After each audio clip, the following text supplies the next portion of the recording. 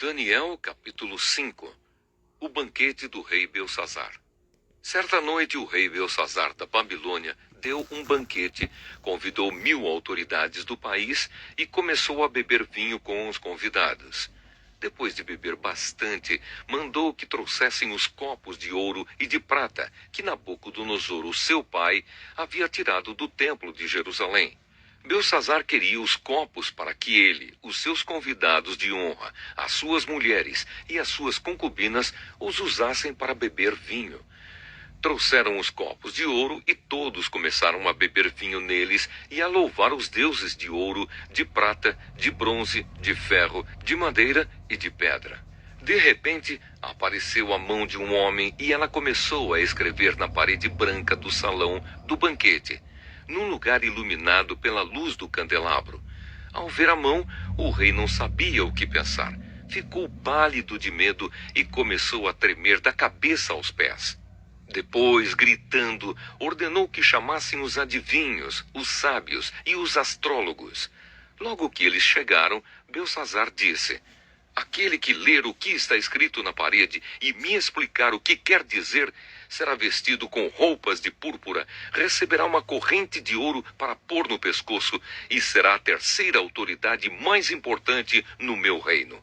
Todos os sábios entraram no salão, mas nenhum deles pôde ler o que estava escrito na parede, nem explicar ao rei o que aquilo queria dizer. O rei se assustou ainda mais, e o seu rosto ficou mais pálido ainda. E nenhuma das altas autoridades sabia o que fazer. Então a rainha mãe, que tinha ouvido os gritos do rei e dos seus convidados de honra, entrou no salão e disse ao rei: que o rei viva para sempre. Não se assuste, nem fique pálido assim, pois aqui no seu reino há um homem que tem o espírito dos santos deuses. Quando Nabucodonosor, o seu pai, era rei, esse homem provou que era ajuizado, inteligente e sábio, tão sábio como os deuses. E o rei Nabucodonosor pôs esse homem como chefe dos sábios, adivinhos, feiticeiros e astrólogos. Pois Daniel, esse homem, a quem o rei deu o nome de Beltesazar, pensa com muita clareza. Ele é sábio e inteligente e pode interpretar sonhos, explicar coisas misteriosas e resolver assuntos difíceis. Portanto, chame Daniel, e ele explicará o que está escrito na parede. Daniel explica as palavras misteriosas. Levaram Daniel até a presença do rei, e este perguntou: você é mesmo aquele Daniel, um dos judeus que o meu pai, o rei Nabucodonosor, trouxe de Judá como prisioneiros? Já me disseram que o espírito dos deuses está em você e que você pensa com muita clareza e é muito inteligente e sábio. Há pouco estiveram aqui os sábios e os astrólogos, que eu mandei chamar para que lessem as palavras que estão escritas na parede e me explicassem o que elas querem dizer. Porém, eles não puderam dar nenhuma explicação. Mas alguém me disse que você pode explicar mistérios e resolver assuntos difíceis. Portanto, se você puder ler o que está escrito e me explicar o que quer dizer, você será vestido com roupas de púrpura, receberá uma corrente de ouro para pôr no pescoço e será a terceira autoridade mais importante no meu reino. Daniel respondeu: o Senhor pode ficar com seus presentes ou então dá-los a outra pessoa. Mesmo assim, eu vou ler as palavras que estão escritas na parede e vou explicar ao Senhor o que elas querem dizer.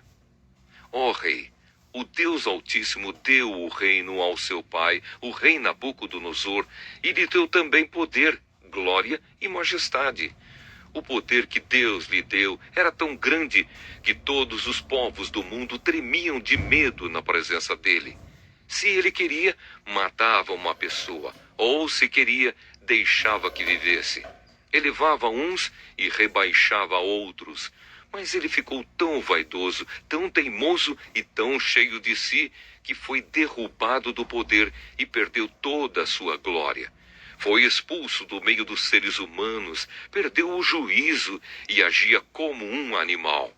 Morava com jumentos selvagens, comia capim como os bois e dormia ao ar livre, ficando molhado pelo sereno. Isso durou até que ele reconheceu que o Deus Altíssimo domina todos os reinos do mundo e coloca como rei quem ele quer.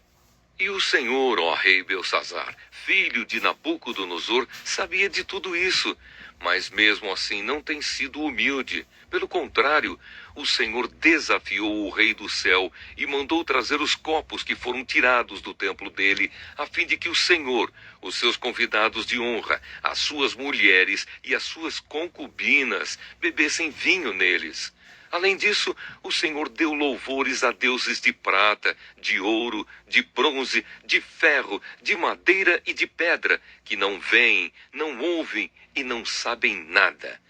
Mas o Senhor não deu glória a Deus, aquele que tem o poder de matar ou de deixar viver e que decide tudo o que acontece com o Senhor.